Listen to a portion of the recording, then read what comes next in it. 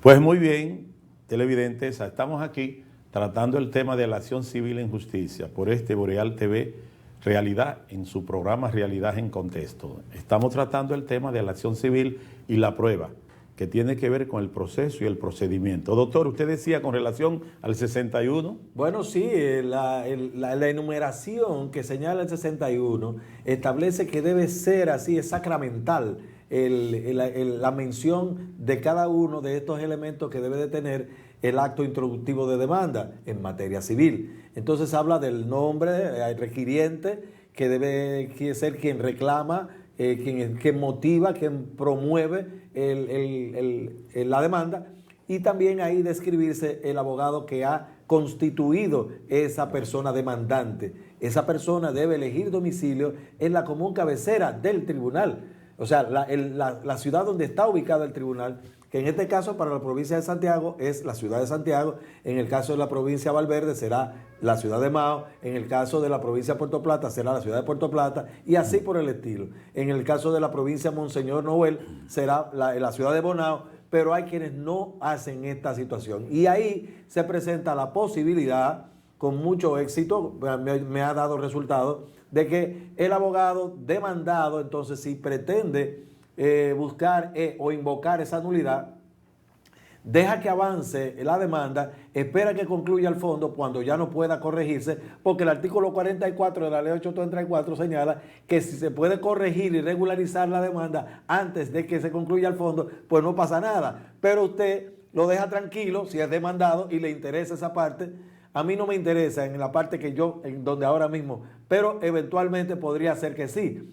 Hay alguien que está eligiendo domicilio en una partición en la ciudad de Tamboril, que definitivamente, de acuerdo al 61, dice a pena de nulidad el acto. Entonces, lo dejo que pase, y cuando vaya a concluir al fondo, entonces, cuando ya no haya manera de corregir, de regularizar la acción, entonces invoco la nulidad del acto. Yo lo diría, doctor, que en justicia, sobre todo en materia civil, hay una situación que usted pudiera decir, bueno, pero ese acto puede invocarse la nulidad por vicios, digamos, formales o de fondo, porque establece a pena de nulidad. Hay que resaltar, hay que resaltar que cuando se habla de la nulidad, en cuanto a la forma, se requiere de un agravio. Del agravio. Y cuando se habla de una nulidad de fondo, no se requiere el agravio porque está establecido por ley que cuando los actos son nulos de fondo, no requieren agravio. Pero entonces debe establecerlo la ley porque nos han dicho a nosotros siempre que no hay nulidad sin texto. Debe establecerlo la ley necesariamente. Y ciertamente hay jueces en ocasiones en materia civil que cuando usted le invoca una nulidad de esa naturaleza, probablemente cuando ya se haya concluido y lo promueve como un medio incidental, hay jueces que lo acogen, hay otros que no, porque le han dicho, bueno, pero doctor, ya usted estuvo aquí en audiencia, ya se defendió. Si ya usted representó a la parte que usted representa y usted invocó todos los medios probatorios que usted consideró y representó a su parte, ¿cuál ha sido el agravio que le ha provocado ese emplazamiento cuando usted ha dado calidad? No lo hay. Entonces, como las nulidades, sobre todo formales, están dentro de la disposición de las excepciones procesales, que más adelante vamos a mencionar, y el artículo 2 de la misma ley 834 nos dice a nosotros que las excepciones del procedimiento deben ser invocadas simultáneamente, tan pronto se tenga conocimiento de las mismas. Y si ya se celebraron 2, 3 audiencias, 4, y usted ha estado dando calidad, lo más normal es que el tribunal rechace ese tipo de nulidad por entender que no ocasiona ningún agravio. Diga usted, doctor. De todas maneras yo la pido, porque hay que ver que hay jueces que sí te la acogen y hay jueces que no. Entonces, cuando de alguna manera usted entienda que eso le puede beneficiar al cliente suyo, como en este caso, que se trata de una demanda en partición, que tiene una serie de elementos que rompen, y ahí vamos a desarrollar la parte de la argumentación, el esquema de explicación en el que debe ir detallando, el abogado demandante debe ir detallando cuáles son los hechos que van condicionando el criterio que usted quiere que el juez le acoja. Como tiene esa confusión la misma descripción de los hechos, pues uno le pone ese pedacito, le pone esa fresita encima del helado también para que se pronuncie la nulidad completa y entonces el juez se convence más de acoger las conclusiones de nulidad.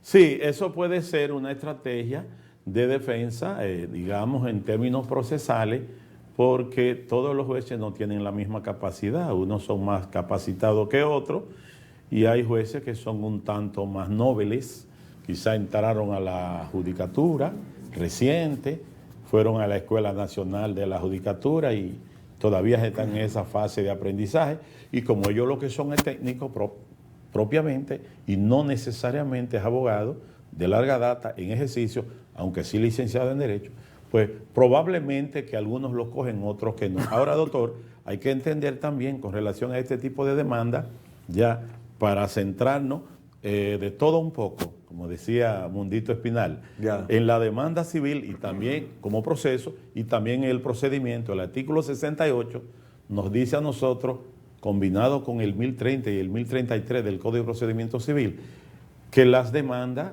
se hacen en la octava franca de ley y que debe ser a persona o a domicilio. Cuando decimos a persona o domicilio, en la octava franca, es que de 10 días son 8 francos, porque no se cuenta el día ACO ni el ACUE. Y entonces, el 75 nos dice a nosotros que cuando uno emplaza en la octava franca, se comparece mediante constitución de abogado. Entonces, eso es lo que queremos decir para irnos adentrando un poco más a la acción civil y ver qué nos aporta el doctor Ya Cerda. casi estamos llegando a la parte que me gusta a mí, que es de la argumentación. Sí. Y en ese sentido, me gusta llamar la atención porque tengo la experiencia de litigar en un distrito judicial especial.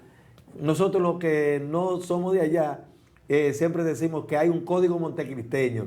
Resulta que el juez de primera instancia de Montecristi señala, solo él, ni el de Valverde Mao, ni el de Santiago, ni el de Puerto Plata, ni el de Dajabón, señalan eso, pero el que esté en Montecristi dice que sí, que en materia civil usted en plaza le concede la octava y después que la persona demandada no le constituye abogado, usted tiene que citarlo nuevamente, lo cual es un error. Entendemos nosotros, los abogados que estábamos esperando la audiencia y veíamos que él le ordenaba la nueva citación cuando la parte demandada no había constituido abogado de conformidad con el artículo 75, como bien describe el hermano Reinaldo Enríquez, que había que citarlo nuevamente. Y es la oportunidad, quiero resaltar esa parte, la oportunidad le está dada, la ley le da esa oportunidad a la parte demandada de conformidad con el artículo 75. En la octava, después de la notificación, son 10 días, pero a partir de la notificación que le llega a la parte demandada tiene la obligación, el compromiso de notificarle al abogado de la parte demandante la constitución de abogado y esa es su comparecencia. Si no compareció, se impone el defecto por falta de comparecer. Ahora bien, muy bien, pero hay una situación, y lo ha establecido la doctrina y la jurisprudencia, de que si esa parte demandada no constituye abogado en la octava franca, se ha establecido que ese plazo de la octava franca no es fatal. ¿Qué significa eso? Que aún fuera de la octava, podría ir a la audiencia. Puede ir a la audiencia. Y subsanar esa parte allí constituyéndose de manera inmediata, estableciendo que sí, que él tuvo conocimiento de la audiencia y que no fue citado porque no se había constituido y en materia civil se comparece mediante constitución de abogado, así lo establece el artículo 75, porque es que el Código de Procedimiento Civil y el Código Civil son leyes adjetivas y son leyes que regulan la materia especializada del procedimiento civil. Si la Constitución en el 69 nos dice a nosotros que nadie podrá ser juzgado sin un juicio oral, público, contradictorio y conforme a las normas del derecho a la defensa y estableciendo que debiera ser citado, hay que entender que la Constitución no es una ley de procedimiento, es una ley de normas sustantivas